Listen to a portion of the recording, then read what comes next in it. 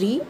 আজ তোমাদের সাথে আলোচনা করব মাধ্যমিক 2023 জিওগ্রাফির প্রশ্নপত্রগুলি নিয়ে। আজ তোমাদের সাথে আলোচনা রাখব। আগামীকাল একটি ভিডিওতে তোমাদের সাথে আলোচনা করেছিলাম 2024 সালের মাধ্যমিকের ভূগোল প্রশ্নপত্র। সেখানে কেবলমাত্র এমসিকিউ এসএকিউ অর্থাৎ 1 নম্বরের সকল প্রশ্ন নির্ভুলভাবে আলোচনা করেছিলাম। আজ ঠিক তেমনই তোমাদের সাথে 2023 সালের সকল শর্ট কোশ্চেন বিষয়ে আলোচনা রাখবো এবং ব্রড কোশ্চেনের আলোচনা যদি তোমাদের প্রয়োজন হয় তাহলে অবশ্যই ভিডিওর কমেন্ট সেকশনে জানাবে। চলো ভিডিওটি শুরু করা যাক। দেখো এখানে দেখতেই পাচ্ছি 2023 মাধ্যমিক জিওগ্রাফির প্রশ্নপত্র। সম্পূর্ণ 90 নম্বরের পরীক্ষা যারা রেগুলার ক্যান্ডিডেট আছো এবং সাইডলেস রেগুলার ক্যান্ডিডেট আছো তাদের জন্য 90 এবং যারা এক্সটার্নাল ক্যান্ডিডেট আছো তাদের জন্য কিন্তু দিতে হচ্ছে 100 নম্বরের পরীক্ষা। এটি কিন্তু মেনলি বিষয়। চলো ভিডিওটি শুরু করা যাক। আরেকটু কথা তোমাদের সাথে একটু বলে রাখি। দেখো এখানে স্ক্রিনে দেখা যাচ্ছে বিভাগ ক থেকে চ পর্যন্ত প্রদত্ত প্রশ্ন নিয়মিত ও বহিরাগত সব পরীক্ষার্থীদের জন্য এবং 6 বিভাগ প্রদত্ত প্রশ্ন শুধুমাত্র বহিরাগত পরীক্ষার্থীদের জন্য। মাধ্যমিকে তোমরা যখন প্রশ্নপত্র পাবে তখন এমন লেখাটা পাবে, তোমরা ভালো করে লক্ষ্য করে নেবে। ক বিভাগের সকল প্রশ্ন আবশ্যিক। কেমন? ক বিভাগে সকল প্রশ্ন আবশ্যিক। চ বিভাগে কেবলমাত্র দৃষ্টিহীন পরীক্ষার্থীদের বিকল্প প্রশ্নের নির্দেশ অনুযায়ী উত্তর লিখবে, অন্য সকল মানচিত্র চিহ্নিত করবে। ভূগোল মানচিত্রের ব্যাপারটি থাকে। চলো ভিডিওটি শুরু করা যাক। দেখো বিভাগ কয়ে আছে বিকল্পগুলি থেকে সঠিক উত্তরটি নির্বাচন করে লেখো। ফার্স্ট কোশ্চেন 1.1 যে প্রক্রিয়ায় অসমতল বন্ধুরভূমি অপসারিত হয়ে সমতল বা প্রায় সমতলে পরিণত হয় তাকে কি বলে? তাকে বলা হয় পর্যায়ন। তাকে বলা হয় পর্যায়ন। বোঝা গেল? এর পরে আসি আমরা। মরুভূমিতে বায়ু দ্বারা বালিকণা উৎক্ষিন্নিত এবং অপসারিত হয় যে প্রক্রিয়ার সাহায্যে তা হলো অপসারণ। অপসারণ প্রক্রিয়ায়। এর পরে আমরা যদি আসি সমুদ্রপৃষ্ঠে বায়ুর গড় চাপ কত? সমুদ্রপৃষ্ঠে বায়ুর গড় চাপ 1013 পয়েন্ট মানে 1013.2 মিলিবার। এর পরে আমরা আসব নিরক্ষীয় জলবায়ু অঞ্চলে বৃষ্টিপাত ঘটে 1.4। প্রশ্নটির অ্যান্সার হবে নিরক্ষীয় জলবায়ু অঞ্চলে বৃষ্টিপাত হয় সারা বছর ব্যাপী, অর্থাৎ ঘ অপশানটি হবে এখানে সঠিক উত্তর। আমি প্রতিটি অপশান বলছি না, ডিসপ্লেতে দেখাই যাচ্ছে, তোমরা দেখলে বুঝতে পারবে। এর পরের প্রশ্ন এল নিনোর প্রভাব দেখা যায় কোন মহাসাগরে? এল নিনোর প্রভাব দেখা যায়, এল নিনোর প্রভাব দেখা যায় প্রশান্ত মহাসাগরে। প্রশান্ত মহাসাগরে এল নিনোর প্রভাব দেখা যায়। কোনো স্থানের মুখ্য জোয়ার এবং গৌণ জোয়ারের মধ্যে সময়ের পার্থক্য হলো 12 ঘন্টা 26 মিনিট। খুব ইম্পর্টেন্ট একটি প্রশ্ন। এরপরে নিম্নলিখিতগুলির মধ্যে বিষাক্ত বজ্র হলো। আগের দিন 2024-এ একটা প্রশ্নপত্রে আলোচনা করেছিলাম কোনটি বিষাক্ত নয়। এখানে দিয়েছে মধ্যে বিষাক্ত বজ্র কি হবে? পারদ, কৃষিজমির বজ্র, রান্নাঘরের বজ্র আর সেলুলোজ। এখানে অপশান দেখাই যাচ্ছে যে একদম ফার্স্ট কোশ্চেন পারদ ইজ দ্য রাইট অ্যান্সার। এখানে অ্যান্সার হবে পারদ। কেমন?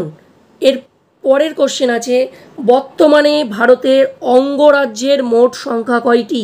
ভারতের অঙ্গরাজ্যের সংখ্যা হবে 28টি। 28টি টোটাল অঙ্গরাজ্য। বোঝা গেল? 28টি। 28 ইজ দ্য রাইট অ্যান্সার। তারপরে ভারতের সর্বোচ্চ মালভূমি হলো, ভারতের সর্বোচ্চ মালভূমি হলো লাদাখ। লাদাখ মালভূমি ভারতের সর্বোচ্চ মালভূমি। Ladakh is the right answer.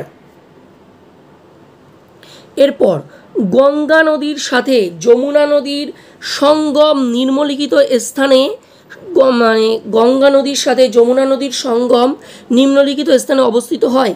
কোথায় অবস্থিত হয়? Allahabad. Allahabad is the right answer. অনেক ক্ষেত্রে দাগ কিন্তু দুটো পড়ছে দেখতে পাচ্ছ, যেগুলো আমি এটা আমি ফোন থেকে করছি তাই। ঠিক আছে, আমার কথাটি ভালো করে শুনবে আর ভিডিওটি প্রথম থেকে শেষ পর্যন্ত দেখবে। অবশ্যই নির্ভুলভাবে আমি উত্তর করার চেষ্টা করেছি। আর যদি কোনো ক্ষেত্রে তোমাদের দ্বিমত তৈরি হয় কোনো অপশান, অবশ্যই কমেন্ট সেকশানে জানাবে, আমি সেক্ষেত্রে আলোচনা করে দেব। কিন্তু আমি আশা রাখছি কোনো দ্বিমত হওয়ার জায়গা কিন্তু এখানে নেই। কেমন? চলো পরের প্রশ্নটি আলোচনা করা যাক। পশ্চিমী ঝঞ্ঝার প্রভাবে বৃষ্টিপাত সংঘটিত হয় যে অঞ্চলে? পশ্চিমী ঝঞ্ঝার প্রভাবে বৃষ্টিপাত হয় 2.11। এই কোশ্চেনটির অ্যান্সার হবে জম্মু ও কাশ্মীর। জম্মু ও কাশ্মীরে বৃষ্টিপাত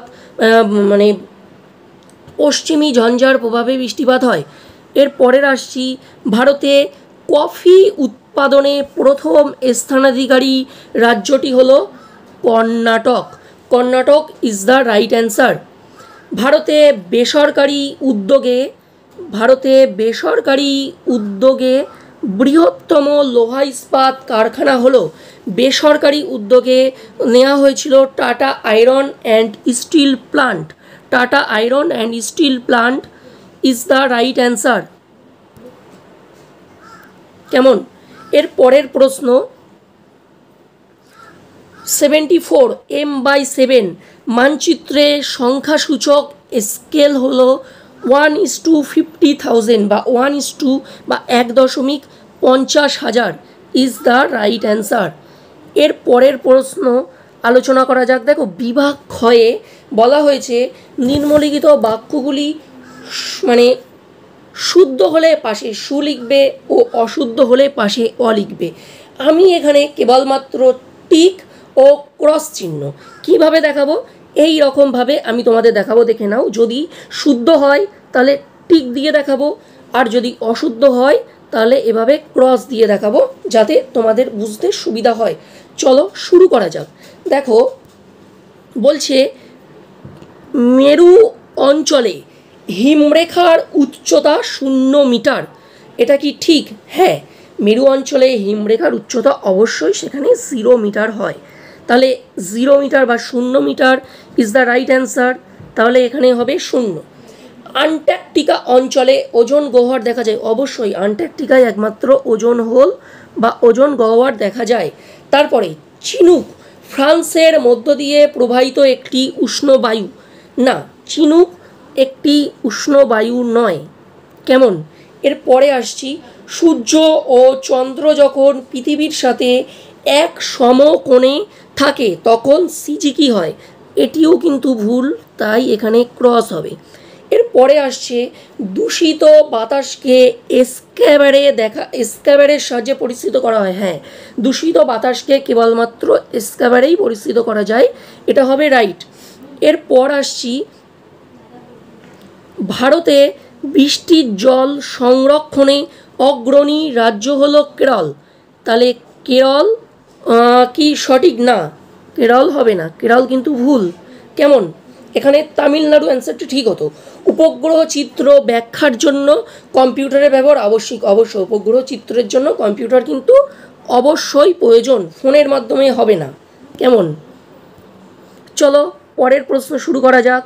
বলেছে উপযুক্ত বিভাগ ক্ষয়ের মধ্যেই কিন্তু চলছে। উপযুক্ত শব্দ বসিয়ে শূন্যস্থান পূরণ করো। যে কোনো 6টি, এখানে 7টি প্রশ্ন দেওয়া থাকবে তোমাদের মাধ্যমিক পরীক্ষায়, সেখান থেকে যে কোনো 6টি প্রশ্নের উত্তর করতে হবে। দেখো, ফানেল আকৃতির চওড়া নদী মোহনাকে বলা হয়? কি বলা হয়? খাঁড়ি বলা হয়, খাঁড়ি। তোমরা বুঝতে পারছো, ক্ষয়াকার এখানে লিখতে একটু সমস্যা হবে, তোমাদের কিন্তু বুঝে নিতে হবে পড়ার সাথে সাথে। কি বলা হয়? খাঁড়ি। তাহলে 2.2.1 ফানেল আকৃতির চওড়া নদী মোহনাকে খাঁড়ি বলা হয়। এরপর দেখি আমরা, বালি দ্বারা গঠিত মরুভূমি সাহারায় কি নামে পরিচিত? আর্ক। আর্ক নামে পরিচিত। গয়রে আর্ক। আর্ক নামে পরিচিত। এর পরের প্রশ্ন, বায়ু প্রবাহের গতিবেগ নির্ণয় করা হয় অ্যানিমোমিটার যন্ত্রের সাহায্যে। অ্যানিমোমিটার, এখানে লিখছি দেখে নাও, অ্যানিমোমিটার,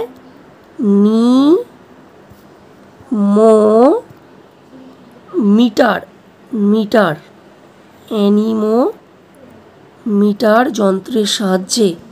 কেমন?